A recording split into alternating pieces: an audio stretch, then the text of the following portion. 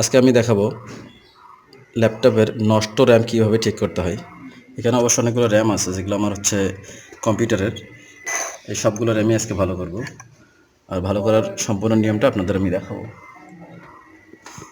এই যে এই ল্যাপটপটা আছে, ল্যাপটপটা অবশ্য অন হচ্ছে না একটা র্যামের কারণে।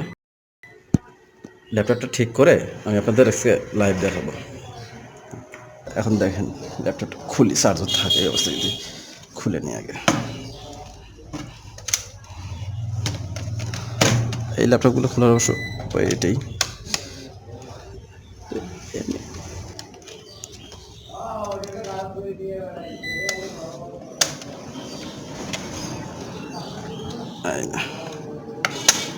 ব্যাস খুলছি। এইখানে অবশ্য র্যাম 4 GB র্যাম দ্বারা আছে। 4 GB র্যাম দিয়ে এই ল্যাপটপটা চালানো হয়। এই র্যামটা নষ্ট, এটা ভালো করবো আজকে। দেখি এই র্যামগুলো নষ্ট, এগুলো আসলে ওইভাবে নষ্ট না, হালকা নষ্ট। যেগুলো হচ্ছে এই র্যামে এই ছোটো ছোটো এগুলো সার্কিট দেখা যাচ্ছে। আমি আপনাদের একটু মেসে কাটিয়ে দেখাই, কারণ এত ছোটো সার্কিট এভাবে দেখানো সম্ভব নয়। এই যে সার্কিটগুলো দেখতে পাচ্ছেন ক্লিয়ার করলে, এই যে সার্কিটগুলো দেখা যাচ্ছে, এই সার্কিটগুলো যদি কোনোটা নষ্ট থাকে তখন আর এটা মানে ভালো করা সম্ভব হয় না, কারণ এত সূক্ষ্ম সার্কিট আমরা ভালো করতে পারি না, অত ভালো মানে দক্ষ টেকনিশিয়ান না আমরা। আমরা কী করবো, এই র্যামটা এমনিতে আপনার এই যে ডিএসএলআর কাটি নিয়েছি আমি একটা, দেখতে পাচ্ছেন এই ডিএসএলআর কাটি, আর আপনার কিছু পেট্রোল নিয়েছি পরিষ্কার করার জন্য।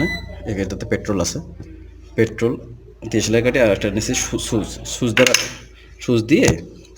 অনেক সময় হয় কি, এই র্যামে যে হলুদ দুইটা প্রান্ত আছে, এই খাসকাটা যেগুলো আছে র্যামের, এই হলুদের মাঝে যে একটা দাগ আছে, সূক্ষ্ম দাগ, একটু কাছে নিয়ে গিয়ে দেখাই, যদি ক্লিয়ার করে দেখাইতে পারি দেখাই।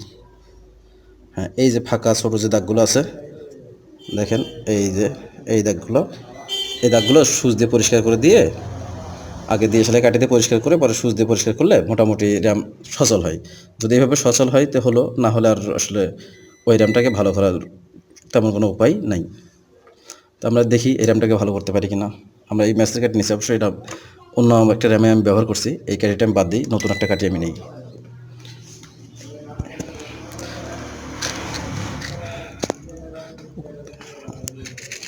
এই ম্যাচের কাঠি নিলাম, একটা ভালো একটা ম্যাচের কাঠি নিচ্ছি, নিয়ে এই র্যামে দুইটা প্রান্ত আছে, দুইটা প্রান্তই আমরা হচ্ছে ঘষবো। ঘষার নিয়মটা হচ্ছে, আমি একটু টেবিলে রাখিই ঘষি। এই কাঠিটা আছে, কাঠিটাকে এইভাবে ধরে এইভাবে আমি পরিষ্কার করতেছি। এখানে দেখেন আমার এখানে এত মানে দূরে থেকে দেখানো সম্ভব হয় না, কাছে একটা কালো দাগ আছে এখানে। এই কালো দাগগুলো বা দেখা যায় যে অনেক সময় এই জারি মরিচা টাইপের কিছুগুলো পড়ে যায়, ওগুলোর কারণে অনেক সময় র্যাম অন হয় না। এই মরিচাগুলো আসলে এটা মূল উদ্দেশ্য হচ্ছে কাঠি দিয়ে এরকম ঘষলে ওই মরিচাগুলো উঠে যাচ্ছে। অনেকে কেউ আছে রাবার দিয়ে ঘষে, রাবার দিয়ে ঘষলে আসলে আলতো রাবার নরম জিনিস, তো ওটা দিয়ে ঘষলে এই জিনিসগুলো ওঠে না, ডিএসএলআর কাঠি দিয়ে ঘষলে একটু আর টাইপের উঠে যায়। এইভাবে আমরা ঘষবো। ঘষার পরে একটা টিস্যু পেপার দিয়ে পরিষ্কার করে দেবো। একটা টিস্যু দেবো, ওই যে টিস্যুটা ওই যে ওই যে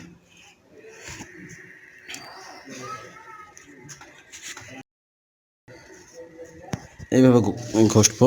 এটা প্রায় আপনি দেখবেন যতক্ষণ লাগে পরিষ্কার করতে। আমার র্যামটা অবশ্যই এখন পরিষ্কার হয় না, আমি আরও করবো, তবে ভিডিওটা কিছুক্ষণ পজ করে রেখে। আচ্ছা, এইভাবে ঘষতেছি।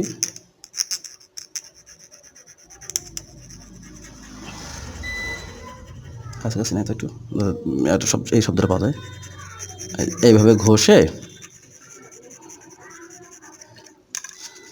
এই যে, আর এর আগে একটু পেট্রোল নিছি, এখন ঘষা শেষ আমার। ঘষে আমি পেট্রোল নিয়ে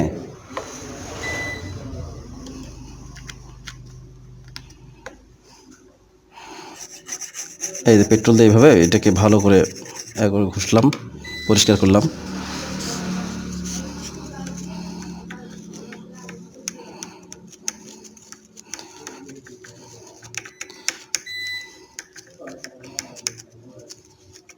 করার পর আমাদের মূল কাজ হচ্ছে, সবচেয়ে বেশি যেটা জটিল এবং সূক্ষ্ম কাজ, সেটা হচ্ছে এই খাস কাটা যেগুলো আপনাদের বলছিলাম আমি, যে খাস কাটা অংশটাকে খুব সুন্দর করে হচ্ছে খাসগুলো কেটে দিতে হবে এবং ওই সুচ দিয়ে আলতো করে টানতে হবে প্রত্যেকটা খাস। আর একটু কাছে নিয়ে যায় কিনা। এই যে খাসগুলো, প্রত্যেকটা খাস এখন আমি কেটে দিব, তার সমস্যা নেই। সুচ দ্বারা প্রত্যেকটা খাস আমি কেটে দিচ্ছি। আপনারা অবশ্য ওখান থেকে বুঝতে পারতেছেন না, তবে এটা নিজের আইকিউ দিয়ে বুঝে নেবেন আসলে কী করতেছি।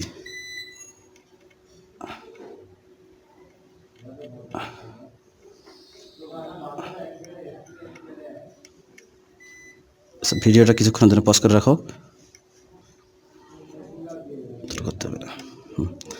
আচ্ছা, মোটামুটি আমাদের র্যাম পরিষ্কার করা হয়ে গেছে। আমি অবশ্য খাসগুলো আস্তে আস্তে ধীরে ধীরে সবটাই খাস কাটিয়ে নিয়েছি।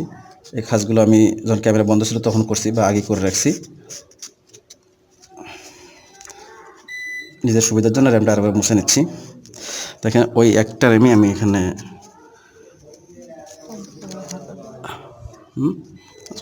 ওই একটা র্যামে আমি লাগিয়ে দিচ্ছি, এখানে লাগাই দেবো ইনশাল্লাহ। তবে হওয়ার কথা, এখন দেখি বাকিটা আল্লাহ বাকির ইচ্ছা।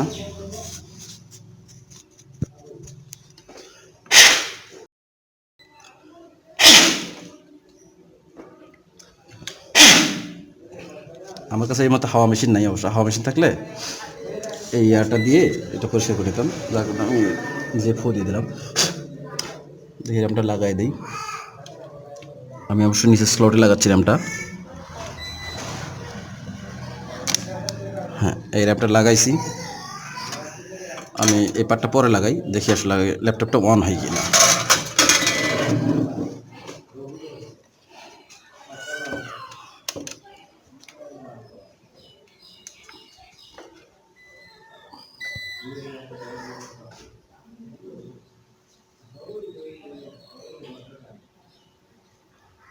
হ্যাঁ, দেখেন মোটামুটি র্যামটা ঠিক হয়ে গেছে, নষ্ট একটা ল্যাপটপ, এবং কম্পিউটার ল্যাপটপটা আস্তে আস্তে অন হচ্ছে। তবে র্যামের পারফরমেন্সের কারণে হয়তো অনেক সময় লাগবে। যদি র্যামের পারফরমেন্স ভালো হয় ল্যাপটপ খুব তাড়াতাড়ি অন হয়, আর যদি র্যামের পারফরমেন্স একটু খারাপ হয় তাহলে এটা হয়তো বা সময় লাগে। যেমন দেখেন আমার অবশ্যই র্যামের পারফরমেন্সটা মনে হচ্ছে ভালোই আছে, যার কারণে খুব তাড়াতাড়ি পিসিটা অন হয়ে গেল।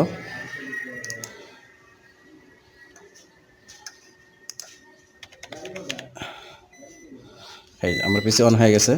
এখন দেখেন আমি যে 4 GB, আমার এটা অবশ্য DDR3 র্যাম, এটা লাগাইছি। দেখে আসি আমার র্যামের এটা।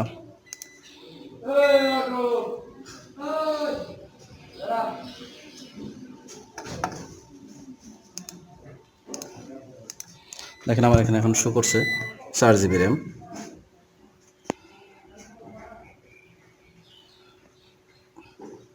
এইভাবে চাইলেই আপনার নষ্ট বা অকেজো কোনো র্যাম আপনারা সম্পূর্ণ ভালো করতে পারবেন। ধন্যবাদ আমার এই ভিডিওটা দেখার জন্য।